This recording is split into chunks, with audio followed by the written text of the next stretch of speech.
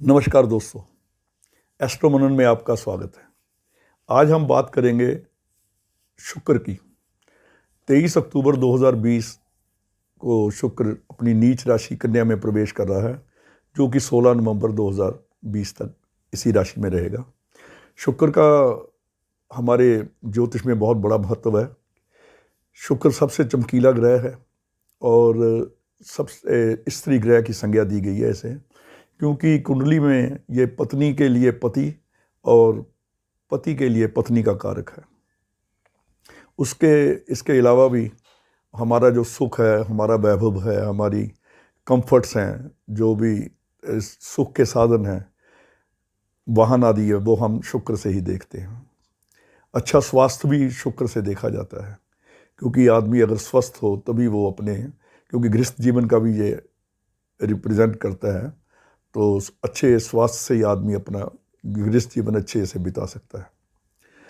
तो शुक्र नीच क्यों होता है कन्या राशि में, पहले थोड़ा 2 लाइन इसमें बताता हूँ आपको। जो कन्या राशि है ये वास्तविकता की राशि है, प्रैक्टिकल राशि है, ये तर्क की राशि है। बुध की राशि होने से तर्क की भी है। और जो शुक्र है, शुक्र भावना का ग्रह है, शुक्र सुख का ग्रह है, शुक्र विलासिता का ग्रह है और शुक्र काम का भी ग्रह है। जो कामुक आदमी होते हैं या जो विलासी आदमी होते हैं, उनका तर्क से कोई संबंध नहीं होता। ये प्रेम संबंधों को भी दिखाता है। तर्क से प्रेम भी नहीं कर सकते, प्रेम में भी कोई तर्क नहीं होता कि इससे प्रेम क्यों हुआ, इससे आप प्रेम क्यों करते हो। तो इसलिए ये तर्क की राशि में या वास्तविकता की राशि में ये नीच हो जाता है। ये तो थोड़ा सा एक इसका गहन पहलू है जो मैंने आपसे डिस्कस किया है। अब मैं बताता हूँ आपको, जो 23 अक्टूबर को ये कन्या राशि में प्रवेश करेंगे तो आपकी राशियों पर क्या प्रभाव पड़ेगा। अगर कोई उसके लिए कोई छोटा मोटा उपाय हो उस राशि को ठीक करने का, वो भी आपके साथ में साझा करूँगा। सबसे पहले लेते हैं मेष राशि को। मेष राशि के छठे भाव में ये शुक्र प्रवेश करेंगे। छठा भाव रोग, ऋण और शत्रु का होता है। तो शुक्र को ना तो रोग पसंद है, ना ऋण पसंद है, ना शत्रु पसंद है। इसलिए इस राशि मतलब, और ये छठे घर में आ गया तो जो नौकरी पेशा है, नौकरी का भी घर है ये, नौकरी पेशा को सावधान रहना चाहिए। 12वें भाव में मंगल है। जो सरकारी नौकरी में हैं वो विशेष सावधान रहें, क्योंकि कोई ना कोई रिश्वत का प्रलोभन देके उन्हें किसी मुकदमे वगैरह में फंसा सकता है। इस चीज़ का विशेष ध्यान रखें। अगर छोटे मोटे रोग से पीड़ित हों तो उसका जल्दी इलाज कराएं। किसी गुप्त रोग की भी संभावना हो सकती है, तो आप अपने स्वास्थ्य का पूरा ख्याल रखें। और स्वस्थ रहने के लिए आप क्या करें कि जब नहाते हैं तो अपनी पानी की बाल्टी में 1 चम्मच दही मिक्स कर लेते हैं, उससे नहाएंगे तो जो शुक्र की नेचुरल सहायता है, यानी कि जो कुदरती मदद कहते हैं, वो आपको मिलेगी और शुक्र आपका काफ़ी हर दर्जे तक ठीक हो जाएगा। अब चलते हैं वृष राशि पर। वृष राशि के ये पंचम भाव में चलेगा नीच का शुक्र। पंचम भाव में शुक्र होने से ये कला क्रिएटिविटी हम पंचम भाव से देखें, संतान को देखते हैं। क्रिएटिविटी का भी भाव है, हमारी क्रिएटिविटी बढ़ सकती है, तो कला के क्षेत्र में भी उन्नति कर सकते हैं, क्योंकि पंचम भाव में नीच होता हुआ भी ये त्रिकोण में बैठा हुआ अच्छे फल देता है। संतान भी कोई उपलब्धि कर सकती है, या संतान से भी कोई शुभ समाचार मिल सकते हैं। तो इसमें आपकी इनकम भी बढ़ सकती है, क्योंकि 11वें भाव में मंगल देख रहा होगा इसको, तो आपकी आमदनी के स्रोत भी नए बनेंगे। आपको किसी उपाय की ज़रूरत नहीं है। आप जो भी अपना काम कर रहे हैं उसमें लगन से लगे रहिए। आपका लगन से अपना काम करना, मेहनत से आप काम करना आपकी उन्नति का परिचायक है। अब हम चलते हैं मिथुन राशि में। मिथुन राशि वैसे ढैया के प्रभाव में है और चौथा शुक्र भी यहाँ ज़्यादा बढ़िया नहीं है। जो जमीन जायदाद के मामले हैं उनमें सावधानी बरतें। कोई नए मकान की योजना है तो उसमें जो आप एडवांस वगैरह, बयाना वगैरह देते हैं, तो उसे 16 नवंबर तक अगर आप बच सकते हैं तो बचिए, उसके बाद ही परचेज़ करें। हाँ, नया वाहन आपको मिल सकता है और नया वाहन भी आप ले सकते हैं, मगर उसमें ख्याल रखें कि हरे रंग का वाहन आप ना लें, क्योंकि मिथुन राशि में शुक्र होने से हरे रंग का वाहन ठीक नहीं रहता।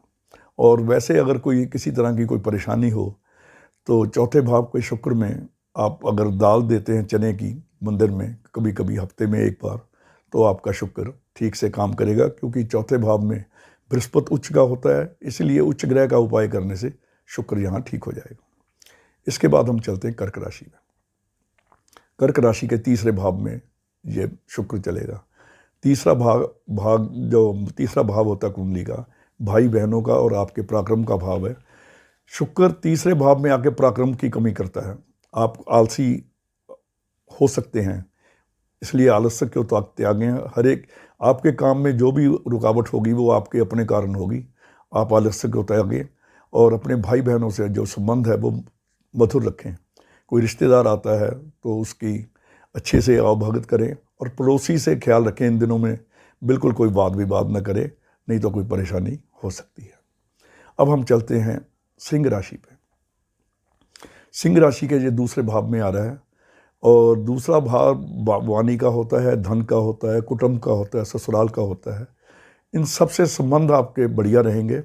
मगर अष्टम भाव से जो मंगल जब इसको देखेगा तो आपकी जो वाणी है, वाणी में कठोरता आने से आपकी ससुराल से या अपने परिवार से, विशेषकर परिवार की स्त्रियों से आपके संबंध खराब हो सकते हैं। आप अपनी वाणी पे कंट्रोल रखिए। बाकी जो शुक्र यहाँ नीच होता हुआ भी धन भाव में आपके धन में वृद्धि करने को सहायक है। सिर्फ आपको अपनी वाणी पे कंट्रोल रखना है। अब हम आते हैं कन्या राशि पे। कन्या राशि के लग्न में यानी कि पहले घर में ये शुक्र आएंगे। पहले घर में शुक्र हों, नीच के शुक्र हों, तो ये आदमी को एडिक्शन की तरफ ले जाते हैं, यानी कि किसी भी चीज़ की लत पड़ जाना, विशेषकर किसी नशे की, मदिरा की, तम्बाकू की, कुछ भी है, कोई ऐसी बुरा व्यसन उसकी लत पड़ जाती है। अगर कोई आप ऐसा व्यसन करते हैं तो उसको त्यागने की कोशिश करें, क्योंकि ये आपको रोग की तरफ लेके जाएगा। कोई बीमारी हो सकती है इससे। तो एडिक्शन से बचें, आलस्य से बचें, और किसी प्रकार के भी अपने चरित्र को किसी प्रकार भी गिरने ना दें, वरना बहुत बड़ी समस्या में फंस सकते हैं। अगर किसी स्त्री से मुकदमा वगैरह भी चल रहा है या आपकी अपनी पत्नी से कोई वाद विवाद चल रहा है, तो शांत रह के उसे सुलझाने का प्रयास करें। और लग्न में शुक्र हो तो इसके लिए अगर आपको कोई परेशानी हो तो आप गुड़ का दान कर सकते हैं, गाय को गुड़ खिला सकते हैं। उससे कोई जो ऐसी अकस्मात परेशानी आए उससे आपको निजात मिल सकती है। उसके बाद हम चलते हैं तुला राशि पे। तुला राशि पे ये 12वें घर में होगा। इस अवधि में जो स्त्री का भाग्य आपका साथ देगा। आपकी इनकम बढ़ सकती है, आय के नए स्रोत बन सकते हैं, आप बाहर घूमने भी जा सकते हैं।